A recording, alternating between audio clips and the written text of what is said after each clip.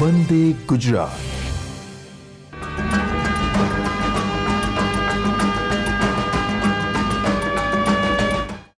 વિદ્યાર્થી મિત્રો, આપણે અગાઉના લેક્ચરમાં ઉદાહરણના એક્ઝામ્પલ જોતા હતા, જેમાં આપણે લગભગ 8 સુધી એક્ઝામ્પલ જોયા. આગળ ગણવા પ્રયત્ન કરીએ. ઉદાહરણ નંબર 9 લઈશું. તો 4.9. 1 સેન્ટીમીટર ત્રિજ્યા અને 0.5 મીટર લંબાઈનો સોલેનોઇડ 500 આંટા ધરાવે છે. તેમાંથી 5 એમ્પિયર વિદ્યુત પ્રવાહ પસાર થાય છે. તો સોલેનોઇડની અંદર ચુંબકીય ક્ષેત્રનું મૂલ્ય કેટલું હશે? ત્રિજ્યા શની R બરાબર 1 સેન્ટીમીટર એટલે કે 10⁻² મીટર, લંબાઈ L 0.5 મીટર, આંટાઓની સંખ્યા N 500, એમાંથી વહેતો પ્રવાહ I 5 એમ્પિયર. તો તેની અંદર ચુંબકીય ક્ષેત્ર બીનું મૂલ્ય કેટલું મળે? આપણે અગાઉ સૂત્ર શીખી ગયા કે વિદ્યુત પ્રવાહધારિત સોલેનોઇડના અંદરના વિસ્તારમાં ચુંબકીય ક્ષેત્ર B બરાબર μ0 Ni, કે જ્યાં N બરાબર તેની એકમ લંબાઈ દીઠ આંટાઓની સંખ્યા, જે કેપિટલ N/L મળી શકે. તો μ0 Ni/L કિંમતો મૂકતા 4π 10⁻⁷, આંટાઓની સંખ્યા N 500, વહેતો પ્રવાહ I 5 એમ્પિયર, લંબાઈ 0.5 મીટર. સાદુરૂપ આપતા ચુંબકીય ક્ષેત્ર મળે 6.28 × 10⁻³ ટેસ્લા.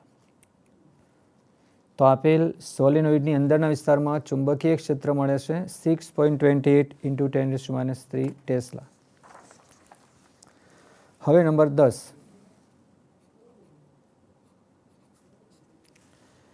કોઈ સ્થળે પૃથ્વીના ચુંબકીય ક્ષેત્રનો સમક્ષિતિજ ઘટક 3 × 10⁻⁵ ટેસ્લા છે અને આ ક્ષેત્રની દિશા ભૌગોલિક દક્ષિણથી ભૌગોલિક ઉત્તર તરફ છે. એક લાંબો સીધો વાહક 1 એમ્પિયર જેટલો સ્થાયી વિદ્યુત પ્રવાહ ધરાવે છે. તેને સમક્ષિતિજ ટેબલ પર મૂકવામાં આવે અને તેમાંથી પસાર થતા વિદ્યુત પ્રવાહની દિશા A પૂર્વથી પશ્ચિમ તરફ અને B દક્ષિણથી ઉત્તર તરફ હોય, ત્યારે તેની એકમ લંબાઈ દીઠ તેના પર લાગતું બળ કેટલું હશે? તો આપણે બળ માટે સૂત્ર શીખી ગયા. આના મૂલ્યો પહેલાં નોંધી લઈએ. તો ચુંબકીય ક્ષેત્રનો જે ઘટક B મળે છે, આપેલ છે 3 × 5 ટેસ્લા.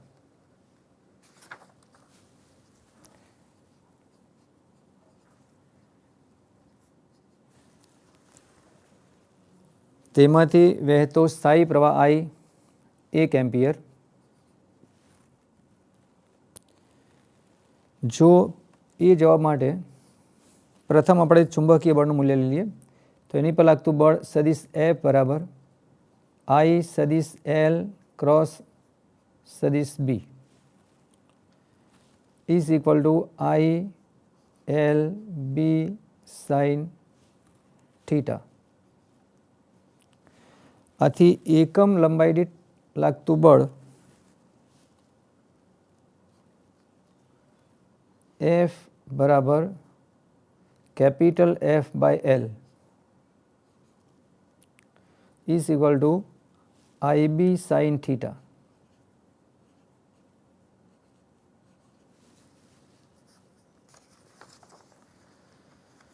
એ જવાબમાં જ્યારે વિદ્યુત પ્રવાહ પૂર્વથી પશ્ચિમ તરફ વહેતો હોય, ત્યારે એ સમયે ખૂણો થીટા 90 ડિગ્રી મળશે. અને આ સમયે એકમ લંબાઈ દીઠ મળતું ચુંબકીય ક્ષેત્ર F બરાબર IB sine 90 is equal to 1 × 3 10⁻⁵ into 1 sin 90 is equal to 1 तो जवाब मळशे एनो 3 इंटू 10⁵ -5 न्यूटन मीटर इनवर्स एकम लंबाई दीठ उद्भवतुं चुंबकीय बळ। बी जवाब में જ્યારે વિદ્યુત પ્રવાહ ઉત્તરથી દક્ષિણ તરફ વહેતો હોય ત્યારે એ સમયે ખૂણો થીટા 0 ડિગ્રી મળે। તો આ સમયે લાગતું બળ F બરાબર IB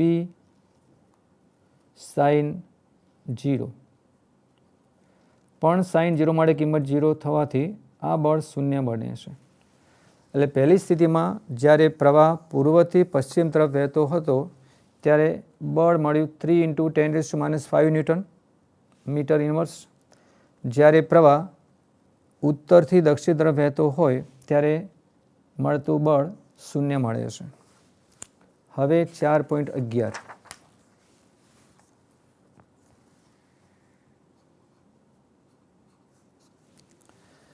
પાસ પાસે વીંટાળેલા 100 આંટાવાળું 10 સેન્ટીમીટર ત્રિજ્યાનું એક વર્તુળાકાર ગૂંચળું 3.2 એમ્પિયર વિદ્યુત પ્રવાહ ધરાવે છે। એ આ ગૂંચળાના કેન્દ્રમાં કેટલું ચુંબકીય ક્ષેત્ર હશે? બી ગૂંચળાની ચુંબકીય ચાકમાત્રા કેટલી હશે? ગૂંચળાને શિરોલંબ સમતલમાં એવી રીતે રાખેલું છે કે જેથી તે તેના વ્યાસ સાથે એક રેખસ્થ એવી સમક્ષિતિજ અક્ષ પર મુક્ત રીતે ભ્રમણ કરી શકે। 2 ટેસ્લા જેટલું નિયમિત સમક્ષિતિજ ચુંબકીય ક્ષેત્ર એવી રીતે રહેલું છે કે જેથી શરૂઆતમાં ગૂંચળાની અક્ષ આ ક્ષેત્રની દિશામાં હોય। ચુંબકીય ક્ષેત્રની અસર હેઠળ આ ગૂંચળું 90 ડિગ્રી કોણ જેટલું ભ્રમણ કરે છે। સી ગૂંચળાની પ્રારંભિક અને અંતિમ સ્થિતિઓમાં તેના પર લાગતા ટોર્કના મૂલ્યો કેટલા હશે? અને ડી જ્યારે ગૂંચળું 90 ડિગ્રી કોણ પાસે પહોંચે ત્યારે તેણે કેટલી કોણીય ઝડપ પ્રાપ્ત કરી હશે? ગૂંચળાની જડત્વની ચાકમાત્રા 0.1 કિલોગ્રામ મીટર સ્ક્વેર છે। તો પ્રથમ એ જવાબમાં ચુંબકીય ક્ષેત્ર આવશે બી બરાબર μ0 Ni by 2R કિંમતો મૂકતા 4 પાઈ 10⁻⁷ આંટાઓની સંખ્યા 100 10⁻², તેમાંથી વહેતો પ્રવાહ 3.2 એમ્પિયર બાય 2 ત્રિજ્યા 10⁻⁻1 મીટર। આ મૂલ્યો મૂકતા ચુંબકીય ક્ષેત્ર મળે છે 2 × 10⁻³ ટેસ્લા। જમણા હાથના અંગૂઠાના નિયમ પરથી તેની દિશા મેળવી શકાય। બી જવાબ તેની ચુંબકીય ચાકમાત્રા m તો m બરાબર n આંટાઓ માટે NIA જે આંટાઓની સંખ્યા એમાં a ને બદલે આપણે πr² લઈ શકીએ તો NI × πr²। હવે આંટાઓની સંખ્યા 10⁻², પ્રવાહ 3.2 એમ્પિયર, પાઈનું મૂલ્ય 3.14, ત્રિજ્યા 10⁻⁻1 એનો સ્ક્વેર 10⁻²। એમ કરતાં આ ચુંબકીય dipole moment 10 ampere meter square મળે છે। સી જવાબમાં પ્રારંભિક સ્થિતિમાં ટોર્ક જેને τ1 કહીશું is equal to MB sin θ જ્યાં થીટાની કિંમત 0 છે શરૂઆતની સ્થિતિમાં તો MB sin 0 is equal two 0। અંતિમ સ્થિતિમાં ટોર્ક τ2 બરાબર MB sin θ2 જે અંતિમ સ્થિતિ લંબ સ્થિતિ હોવાથી θ2 90 લઈ શકાય। तो એમની કિંમત 10b2 sin 90 ડિગ્રી જે sin 91 બનતા આ મૂલ્ય મળશે 20 ન્યૂટન મીટર. હવે ડી જવાબમાં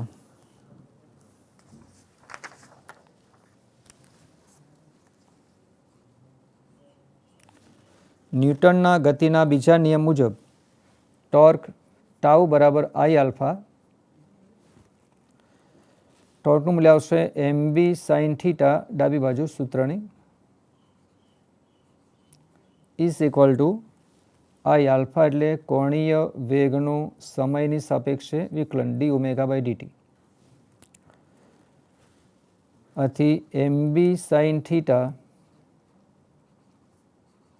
ઇઝ ઇક્વલ ટુ આઈ. હવે ગાણિતીય સૂત્ર મુજબ ઓમેગાનું થીટાની સાપેક્ષે વિકલન કરીએ અને થીટાનું ટીની સાપેક્ષે, તો ડી થીટા બાય ડીટી. પણ ડી થીટા બાય ડીટી જો ઓમેગા આપશે, આથી સૂત્ર બનશે mb sin theta is equal to I into D omega by DT into omega. આથી I omega D omega DT સામે લાવતા ડી થીટા આવશે છેદમાં ડી થીટા. ડી થીટા સામે લાવતા આઈ omega D omega is equal to mb sin theta D theta. હવે આ સૂત્રમાં થીટા બરાબર 0 થી થીટા બરાબર π/2 સુધી સંકલન કરતા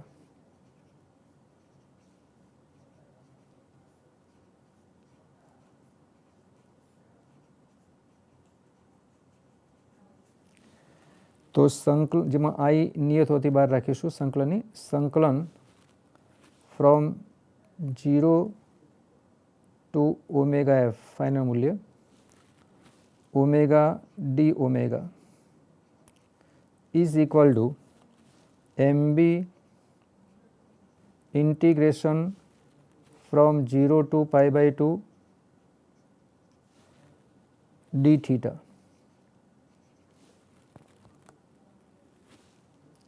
is equal to I omega F square by 2 સંકલન નિયમ અનુસાર એનો 1 વર્ગ અને છેદમાં 2 આવશે ઇઝ ઇક્વલ ટુ mb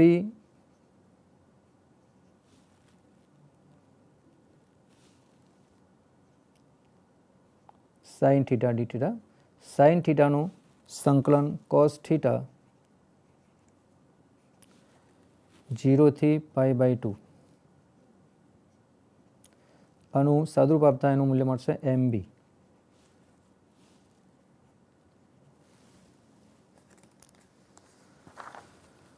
આથી omega F is equal two 2 times mb by I raised to 1/2 વર્ગમૂળ થશે આ પદનું ઇઝ ઇક્વલ ટુ 2 into 20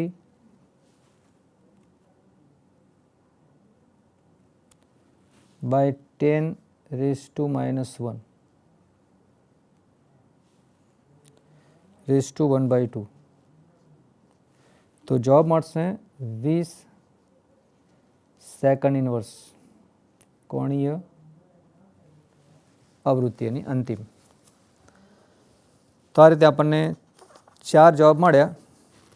પહેલો જવાબ એ ચુંબકીય ક્ષેત્ર 2 × 10⁻³ ટેસ્લા, ચુંબકીય ચાકમાત્રાનું મૂલ્ય m 10 એમ્પિયર મીટર સ્ક્વેર, પ્રારંભિક સ્થિતિ અને અંતિમ સ્થિતિમાં તેની પર લાગતા ટોર્ક, શરૂઆતમાં ટોર્ક 0 મળ્યું, અંતિમ ટોર્ક 20 ન્યૂટન મીટર મળ્યું.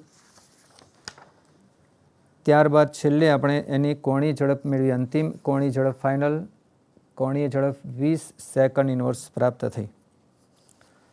હવે નંબર 13.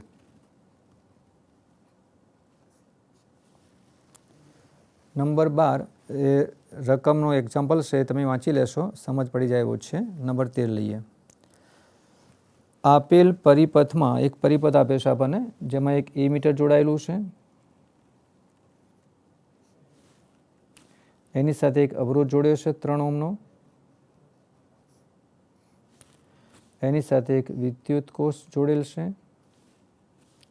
અને પરિપથ પૂર્ણ કરેલ છે.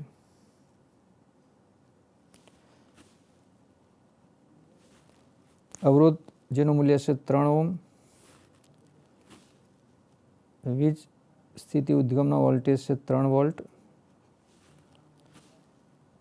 એમાંથી વહેતો પ્રવાહ સમઘડી દિશામાં મળે છે. આપેલ પરિપથમાં વિદ્યુત પ્રવાહ માપવાનો છે જો દર્શાવેલ મીટર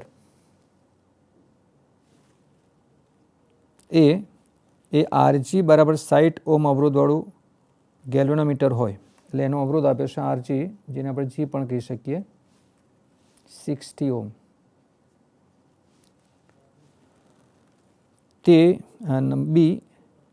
તે એમાં દર્શાવ્યા મુજબનું ગેલ્વેનોમીટર હોય, પરંતુ શન્ટ અવરોધ RS 0.02 ઓહ્મ વડે મીટરમાં રૂપાંતર કરેલ હોય અને શૂન્ય અવરોધવાળું આદર્શ મીટર હોય તો વિદ્યુત પ્રવાહનું મૂલ્ય કેટલું મળે? તો પહેલા જવાબમાં કે જ્યારે RG બરાબર 60 ઓહ્મ અવરોધવાળું, એટલે આ જે કેલેન્ડર છે એનો અવરોધ છે 60 ઓહ્મ, પરિપથમાં 3 ઓહ્મનો અવરોધ ઉમેરાય છે. આથી પરિપથનો સમતુલ્ય અવરોધ R ડેશ બરાબર RG વત્તા 3, આનો અવરોધ RG વત્તા અવરોધ 3 છે, તો આ અવરોધ થશે 60 plus 3 is equal two 63 ohm. આ પહેલી સ્થિતિમાં અવરોધ મળ્યો અને એને કારણે વહેતો પ્રવાહ I બરાબર ઓહ્મના નિયમ અનુસાર V upon R dash. Voltage 3 volt છે પરિપથના અને અવરોધ મળ્યો 63 ઓહ્મ, તો જવાબ મળે એનો 0.048 એમ્પિયર. તો પહેલી સ્થિતિમાં પ્રવાહ મળે 0.048 એમ્પિયર. બી જવાબમાં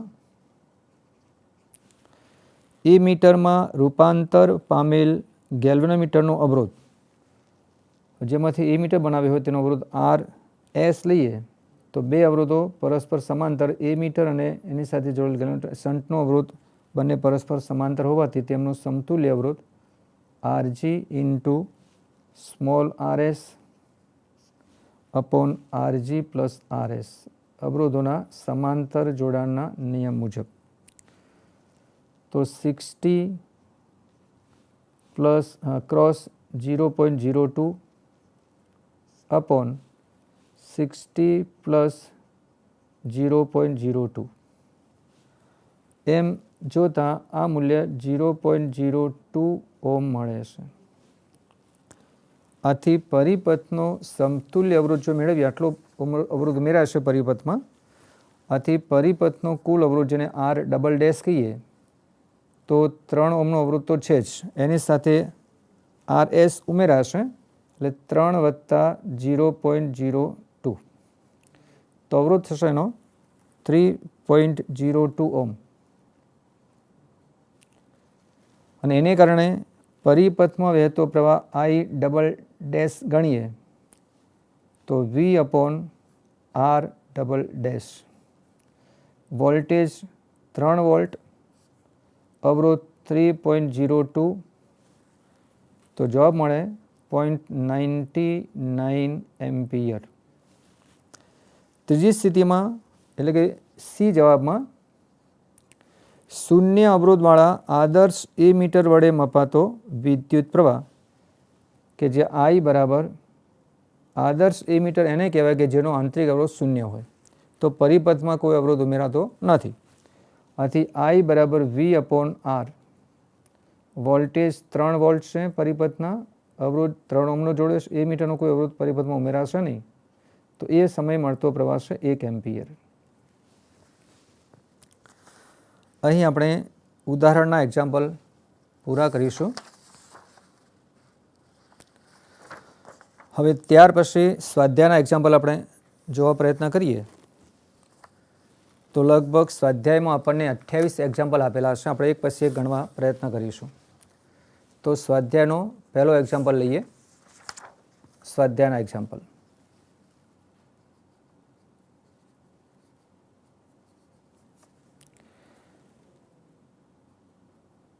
પહેલો એક્ઝામ્પલ છે કે 8 સેન્ટીમીટર ત્રિજ્યાવાળા 100 આંટા ધરાવતા તારના એક વર્તુળાકાર ગૂંચળામાંથી 0.40 એમ્પિયર વિદ્યુત પ્રવાહ વહે છે, તો ગૂંચળાના કેન્દ્ર પાસે ચુંબકીય ક્ષેત્ર બીનું મૂલ્ય કેટલું હશે?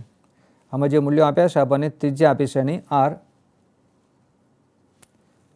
8 સેન્ટીમીટર જેના મીટર બનાવતા 8 ગુણ્યા 10⁻² મીટર. આંટાઓની સંખ્યા n 100. તેમાંથી વહેતો પ્રવાહ I 0.40 એમ્પિયર. તો ગૂંચળાના કેન્દ્ર પાસેનું ચુંબકીય ક્ષેત્ર મેળવવું છે. તો આપણે થિયરી શીખ્યા કે કોઈ પ્રવાહ-આધારિત વર્તુળાકાર ગૂંચળાના કેન્દ્ર પાસેનું ચુંબકીય ક્ષેત્ર B બરાબર μ0 Ni/2r મળે. હવે આમાં કિંમતો મૂકીએ તો μ0 માટે 4π 10⁻⁷ ઇન્ટુ Ni/2r આથી 4 ઇન્ટુ 3.14 10⁻⁷, આંટાઓની સંખ્યા 100 10⁻², પ્રવાહ 0.4 એમ્પિયર upon 2r 8 ઇન્ટુ 10⁻². સાદુરૂપ આપતા આ જવાબ મળે છે 3.14 ગુણ્યા 10⁻⁴ ટેસ્લા. તો આ ગૂંચળાના કેન્દ્ર પાસે મળતું ચુંબકીય ક્ષેત્ર 3.14 10⁻⁴ ટેસ્લા છે. બીજો એક્ઝામ્પલ સ્વાધ્યાયનો 4.2. એક લાંબા સીધા તારમાંથી 35 એમ્પિયર વિદ્યુત પ્રવાહ વહે છે. તારથી 20 સેન્ટીમીટર અંતરે રહેલા કોઈ બિંદુ પાસે ચુંબકીય ક્ષેત્ર બીનું મૂલ્ય કેટલું હશે? તો તારમાંથી વહેતો પ્રવાહ છે I 35 એમ્પિયર. તારથી બિંદુનું લંબ અંતર y 20 સેન્ટીમીટર એટલે કે 0.2 મીટર. તો આ બિંદુ પાસે ચુંબકીય ક્ષેત્ર કેટલું હશે? બીનું મૂલ્ય. તો સુરેખ પ્રવાહધારિત તારથી y જેટલા લંબ અંતરે ચુંબકીય ક્ષેત્ર B બરાબર μ0 I/2π y, અથવા એને r પણ લઈ શકાય. આપણે y અંતર ગણીશું અને r પણ લઈ શકીએ. આપણે કિંમતો મૂકતા 4π અને 3.14, પ્રવાહ 35 એમ્પિયર, 2π નું મૂલ્ય 3.14, y 0.2. તો જવાબ મળે એનો 4 ગુણ્યા 10 જવાબ મળશે 3.5 ઇન્ટુ 10⁻⁵.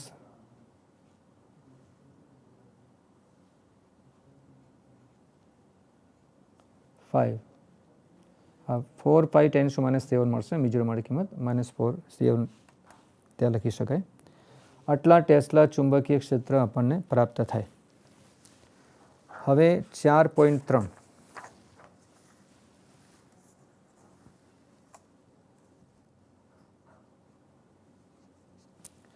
સમક્ષિતિજ સમતલમાં રહેલા એક લાંબા સીધા તારમાંથી 50 એમ્પિયર પ્રવાહ છે I 50 એમ્પિયર જેટલો વિદ્યુત પ્રવાહ ઉત્તરથી દક્ષિણ દિશામાં વહે છે. તારની પૂર્વમાં 2.5 મીટર અંતરે, જે અંતર y ગણીશું, 2.5 મીટર આવેલા કોઈ બિંદુ પાસે બીનું મૂલ્ય અને દિશા શોધો. તો બી કેટલા મૂલ્યનું હશે, દિશા કઈ હશે એની. તો એના માટે એક આકૃતિ દોરીશું કે જેમાં XY સમતલમાં આપણે આ આકૃતિ દોરી શકીએ. દિશાઓ નક્કી કરીએ. ઉત્તર, દક્ષિણ,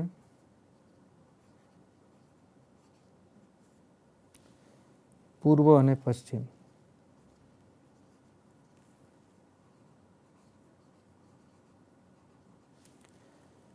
તારમાંથી વહેતો પ્રવાહ ઉત્તરથી દક્ષિણ તરફ દિશા, એટલે આ દિશામાં પ્રવાહ તારમાંથી વહે છે, I પ્રવાહ. તારને પૂર્વ દિશામાં, તારને રાખેલો છે ઉત્તર દક્ષિણ દિશામાં, એનાથી પૂર્વ દિશામાં કોઈ બિંદુ P લઈએ કે જેનું તારથી લંબ અંતર છે 2.5 y. તો આ બિંદુ પાસેનું ચુંબકીય ક્ષેત્ર કેટલું હશે? તો આકૃતિમાં દર્શાવેલ બિંદુ P પાસેનું ચુંબકીય ક્ષેત્ર B બરાબર μ0I upon 2πy is equal to 4π 10⁻⁷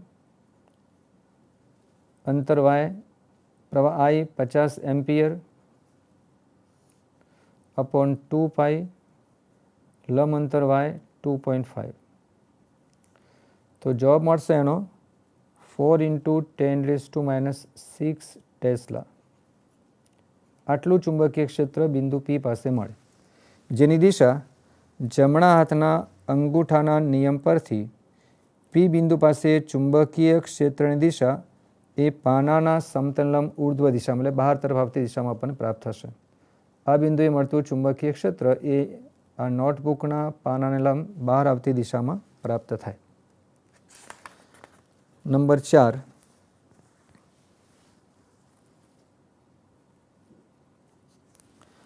માથા પરથી પસાર થતા વીજળીના તારમાંથી 90 એમ્પિયર વિદ્યુત પ્રવાહ I 90 એમ્પિયર પૂર્વથી પશ્ચિમ દિશા તરફ વહે છે. આ તારથી 1.5 મીટર નીચે, જેનું અંતર y 1.5 મીટર, ચુંબકીય ક્ષેત્રનું મૂલ્ય અને દિશા શું હશે? તો ચુંબકીય ક્ષેત્ર કેટલા મૂલ્યનું અને કઈ દિશામાં? ફરી એકવાર આપણે XY સમતલમાં આકૃતિ સમજીએ.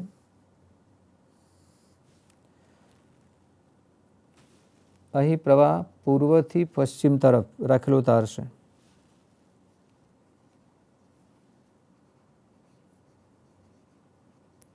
આ દિશામાં પ્રવાહ વહે છે પૂર્વથી પશ્ચિમ તરફ.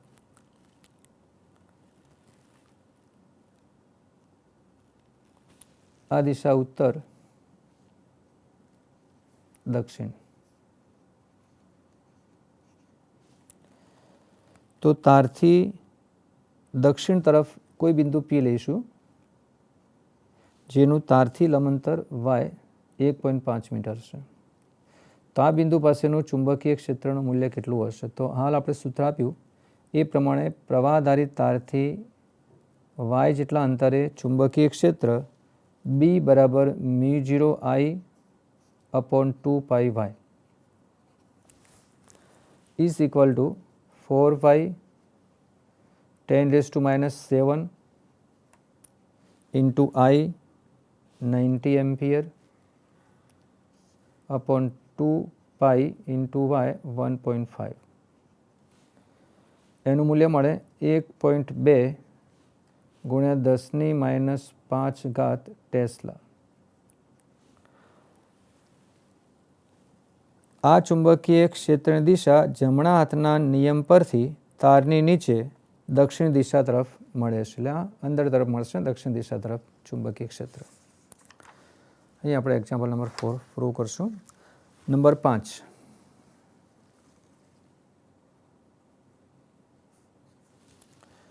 .15 એટલે 0.15 ટેસ્લાના નિયમિત ચુંબકીય ક્ષેત્ર સાથે 30 ડિગ્રી કોણ બનાવતી દિશામાં રહેલા તારમાંથી 8 એમ્પિયર વિદ્યુત પ્રવાહ વહે છે, તો આ તાર પર લાગતા ચુંબકીય બળનું મૂલ્ય કેટલું હશે?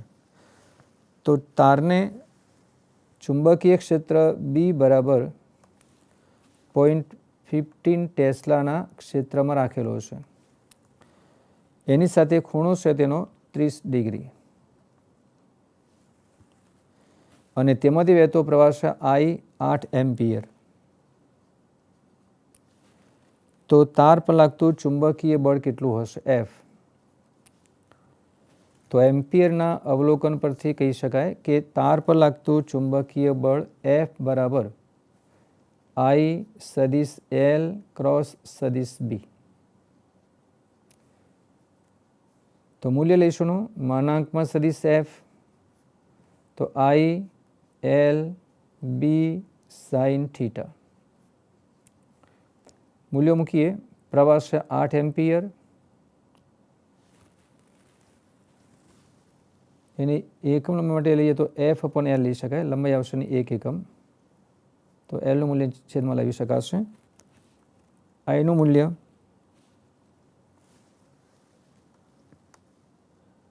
.8 એમ્પિયર, બીનું મૂલ્ય 0.15 અને સાઇન 30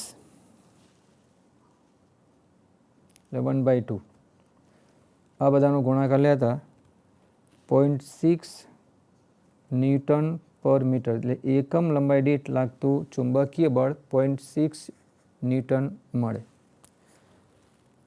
નંબર 6,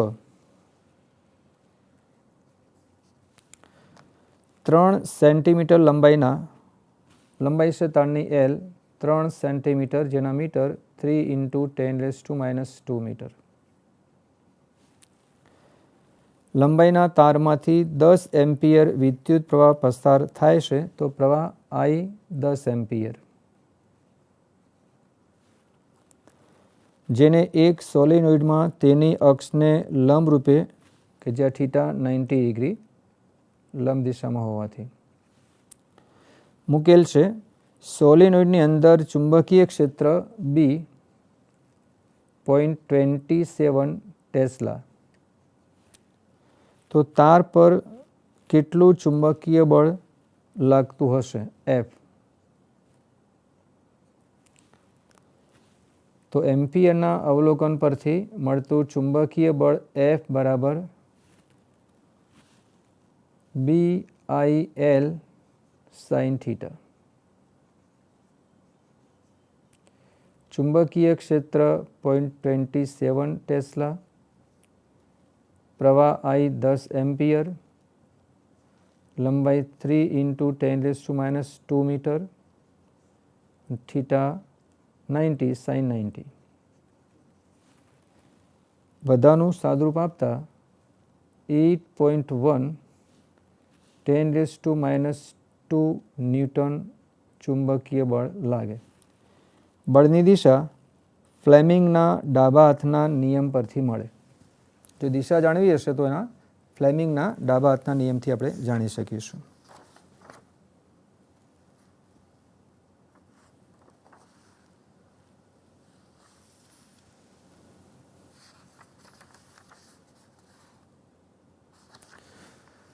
નંબર 7 એ થિયરી ટાઈપનો એક્ઝામ્પલ છે જે તમે જાતે ગણી શકશો. નંબર 8 લઈશું. હા, 7મો આપણે જરા જોઈ લઈએ. 7 4.7 4 સેન્ટીમીટર અંતરે રહેલા એટલે એકબીજાથી જેમની વચ્ચે અંતર છે D 4 સેન્ટીમીટર, જેના મીટર 10⁻². રહેલા બે લાંબા સીધા અને સમાંતર તાર A અને B માંથી 8 એમ્પિયર અને 5 એમ્પિયર વિદ્યુત પ્રવાહો એક જ એટલે કે સમાન દિશામાં વહે છે. તાર એના 10 સેન્ટીમીટર લંબાઈના વિભાગ પર લાગતું બળ શોધો.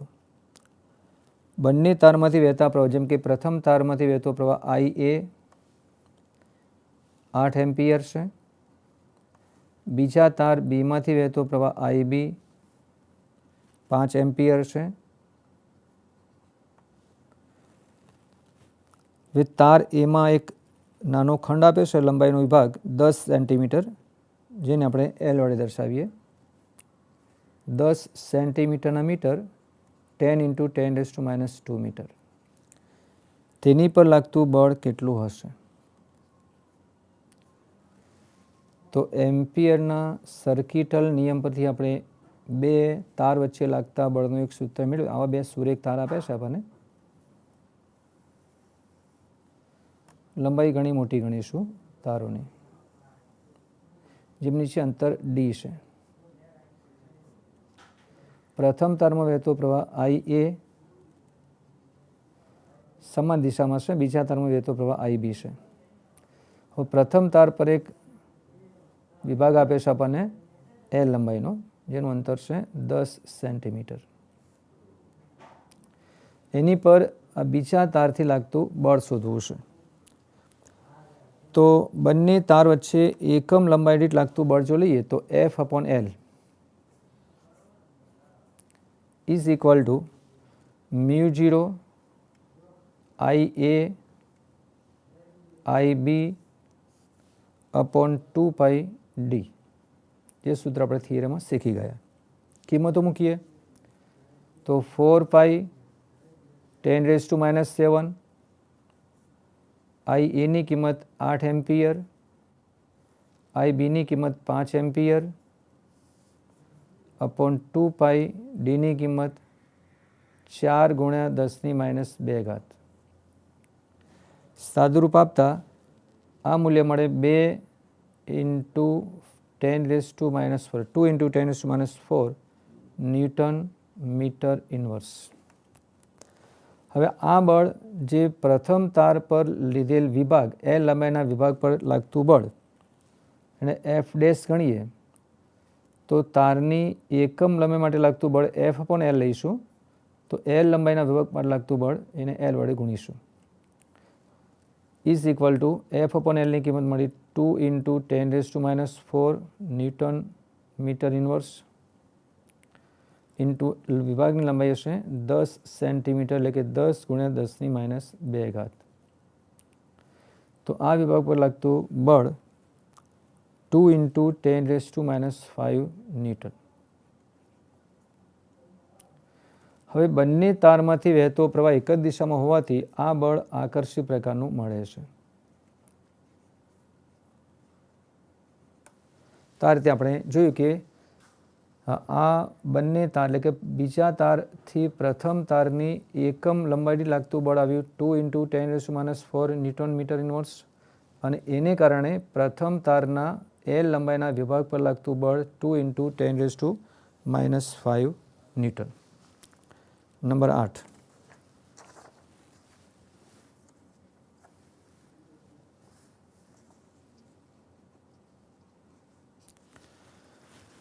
એસી સેન્ટીમીટર લંબાઈના એક સોલેનોઇડ પર પાસ પાસે દરેક 400 આંટાવાળા 5 આવરણ વીંટાળ્યા છે. સોલેનોઇડનો વ્યાસ 1.8 સેન્ટીમીટર છે. જો સોલેનોઇડમાં 8 એમ્પિયર વિદ્યુત પ્રવાહ વહેતો હોય તો તેના કેન્દ્ર પાસે ચુંબકીય ક્ષેત્ર બીનું મૂલ્ય શોધો. લંબાઈ આપી છે એની L 80 સેન્ટીમીટર. મીટર લઈશું ને, તો 80 × 10⁻² મીટર.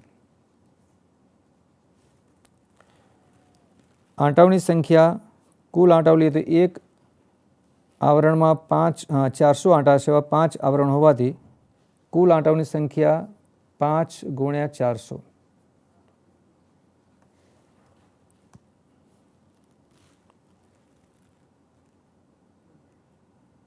તેમાંથી વહેતો પ્રવાહ I 8 એમ્પિયર. તો તેના કેન્દ્ર પાસેનું ચુંબકીય ક્ષેત્ર B કેટલું મળે? તો આપણે સૂત્ર મેળવ્યું છે કે સોલેનોઇડના અંદરના વિસ્તારમાં મળતું ચુંબકીય ક્ષેત્ર B બરાબર म्यू 0 स्मॉल एन आई, पण स्मॉल एन એટલે એકમ લંબાઈ માટે આંટાઓની સંખ્યા હોવાથી જેને કેપિટલ એન બાય એલ તરીકે લઈ શકાય. તો mu 0 N I by L. કિંમતો મૂકીએ. 4 પાઈ 10⁻⁷, આંટાઓની સંખ્યા 5 ગુણ્યા 400, પ્રવાહ 8 એમ્પિયર, લંબાઈ 80 × 10⁻² મીટર. સાદુરૂપ આપતા આ મૂલ્ય મળશે 2.5 × 10⁻² ટેસ્લા. તો સોલેનોઇડની અંદરના વિસ્તારમાં મળતું ચુંબકીય ક્ષેત્ર 2.5 10⁻² ટેસ્લા છે. નંબર 9, 10 સેન્ટીમીટર બાજુઓવાળા એક ચોરસ ગૂંચળાને 20 આંટા છે અને તેમાંથી 12 એમ્પિયર વિદ્યુત પ્રવાહ પસાર થાય છે. આ ગૂંચળું શિરોલંબ લટકાવેલું છે અને ગૂંચળાના સમતલનો લંબ 0.80 ટેસ્લા મૂલ્યના સમક્ષિતિજ નિયમિત ચુંબકીય ક્ષેત્ર સાથે 30 ડિગ્રી કોણ બનાવે છે. તો ગૂંચળું કેટલા મૂલ્યનું ટોર્ક અનુભવશે? લંબાઈ અને બાજુઓની એલ 10 સેન્ટીમીટર, જેના મીટર લઈએ તો 10⁻⁻1 મીટર. આંટાઓની સંખ્યા એન 20, તેમાંથી વહેતો પ્રવાહ આઈ 12 એમ્પિયર.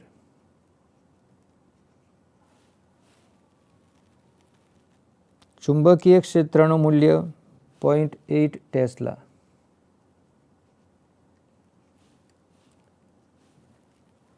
ચુંબકીય ક્ષેત્ર સાથે તેનો ખૂણો 30 ડિગ્રી. તો ટોર્કનું મૂલ્ય કેટલું હશે? તો આપણે સૂત્ર મેળવ્યું કે સમાન ચુંબકીય ક્ષેત્રમાં રાખેલા વિદ્યુત પ્રવાધારિત ગૂંચળા પર લાગતું ટોર્ક ટાઉ બરાબર N I A B sine theta. જ્યાં ગૂંચળું લંબચોરસ હોવાથી તેનું ક્ષેત્રફળ એ બરાબર L² લઈ શકાય. તો એન આઈ L² ચોરસ ગૂંચળાનું ક્ષેત્રફળ ઇન્ટુ બી સાઇન થીટા. કિંમતો મૂકતા એન 20, આઈ 12 એમ્પિયર, એલ 0.1 એનો સ્ક્વેર, બી 0.8, ખૂણો 30 સાઇન 30. આ બધા મૂલ્યો મૂકી અને તેનું સાદુરૂપ આપતા ટોર્કનું મૂલ્ય 0.96 ન્યૂટન મીટર મળે છે. તો આમ આપેલા ગૂંચળા પર લાગતું ટોર્ક 0.96 ન્યૂટન મીટર મળ્યું.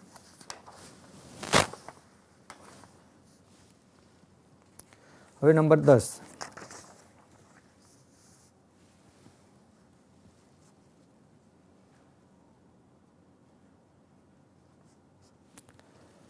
બે ચલિત ગૂંચળાવાળા મીટરો કેપિટલ M1 અને M2. કેપિટલ M2ની વિગત આ મુજબ છે.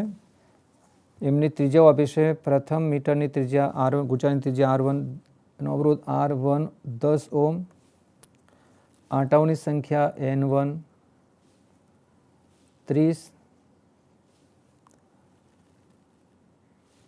ક્ષેત્રફળ A1 3.6 10⁻³ મીટર સ્ક્વેર.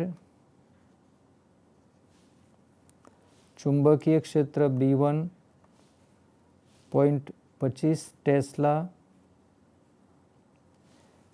બીજા મીટર માટે અવરોધ R2 14 ઓહ્મ, આંટાઓની સંખ્યા N2 42, ક્ષેત્રફળ A2 1.8 10⁻³ मीटर स्क्वेर, चुंबकीय क्षेत्र B2.5 ટેસ્લા। બંને મીટર માટે સ્પ્રિંગના બળ અચળાંક એટલે કેના મૂલ્ય સમાન છે।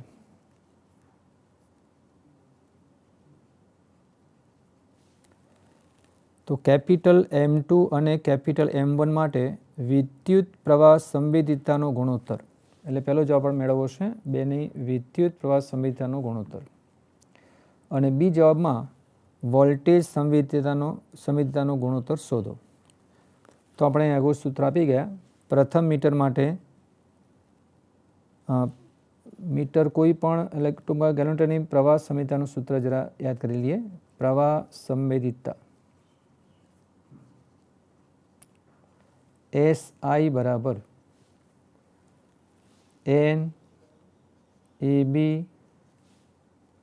अपॉन K, અને voltage સંવેદિતા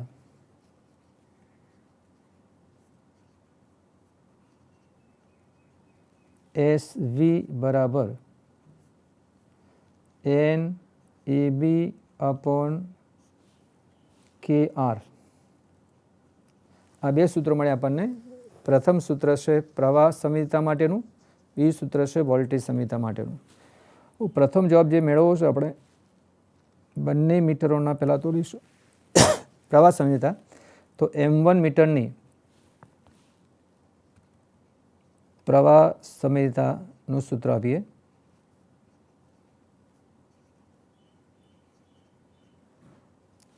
SI1 is equal to N1 A1 B1 upon K। Kનું મૂલ્ય બંને માટે સરખું છે। M2 માટે પ્રવાહ સંવેદિતા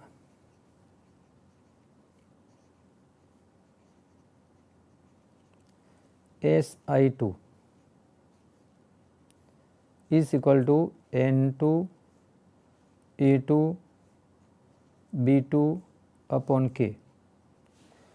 તો આ બેનો ગુણોત્તર એટલે કે બંને મીટરોની પ્રવાહ સંવેદિતાનો ગુણોત્તર SI41 अपॉन SI42। તો N1 A1 B1 upon K જતા રહેશે ઉપર નીચે, તો N2 A2 B2 કેના મૂલ્ય ઉપર નીચે કેન્સલ થઈ જશે। મૂલ્યો મૂકીશું। N1 ની કિંમત છે 30, A1 ની કિંમત 3.6 10⁻³ B1 ની કિંમત 0.25 છેદમાં N2 ની કિંમત 42, A2 ની કિંમત 1.8 10⁻³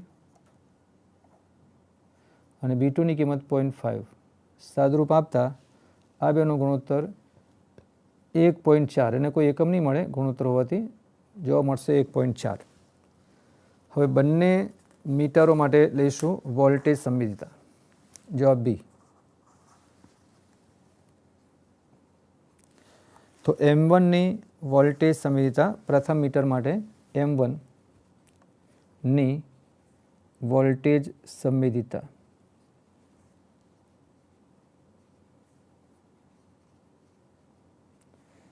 SV41,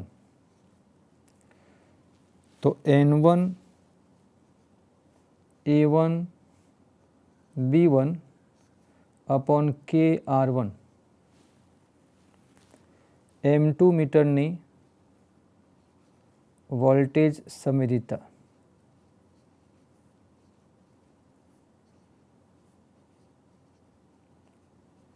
SV42 is equal to N2 A2 B2 upon KR2।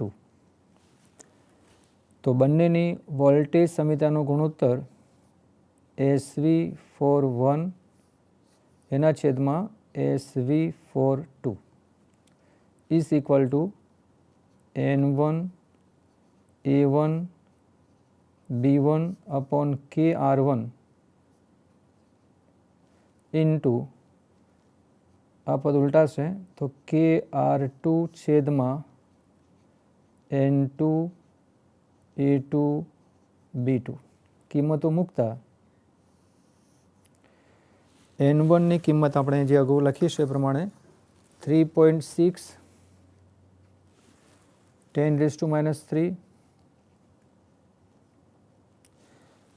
A1 ની કિંમત N1 ની કિંમત 30 આ કિંમત A1 ની છે B1 ની કિંમત 0.25 સાથે R2 ની કિંમત અંશમાં ગુણાશે R2 ની કિંમત 14 છેદમાં R1 ની કિંમત 10 N2 ની કિંમત 42 A2 ની કિંમત 1.8 10⁻³ इंटू B2 ની કિંમત 0.5 આ ગુણોત્તર લેતા જવાબ લગભગ 1 મળે છે એટલે કે બંનેની વોલ્ટેજ સમીતા પણ સરખી મળી. તો આ થયો એક્ઝામ્પલ નંબર 10. હવે નંબર 11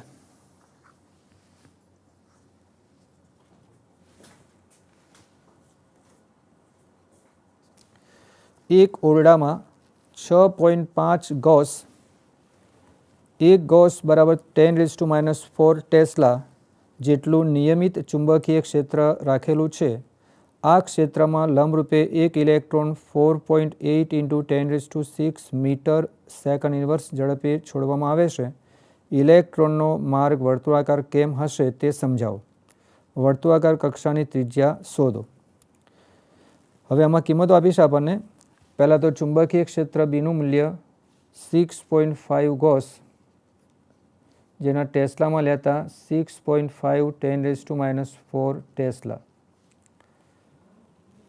એક ઇલેક્ટ્રોન જેની ઝડપ આપી છે V 4.8 × 10⁶ મીટર સેકન્ડ ઇન્વર્સ. લંબ દિશામાં હોવાથી θ 90 ડિગ્રી મળે.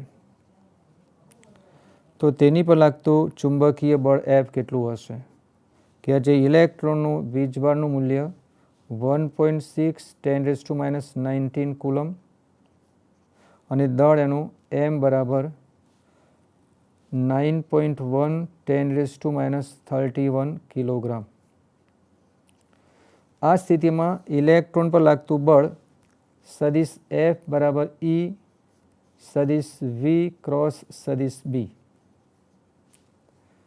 Is equal two EVB sin θ, પણ θ 90 હોવાથી Fનું મૂલ્ય લેતા EVB મળે. જમણા હાથના નિયમ મુજબ આ બળની દિશા સદિશ V અને ચુંબકીય ક્ષેત્ર સદિશ Bને લંબરૂપે મળે.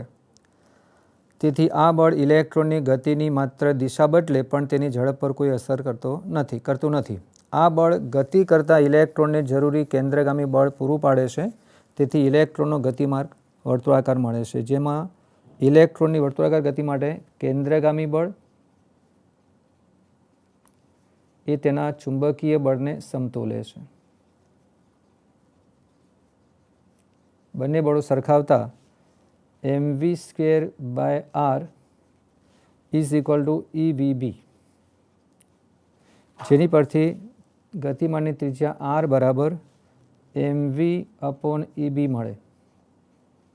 કિંમતો મૂકતા mની કિંમત 9.1 10⁻31, વેગ 4.8 10⁶, વીજભાર 1.6 10⁻⁹ અને ચુંબકીય ક્ષેત્ર 6.5 10⁻⁴ ટેસ્લા.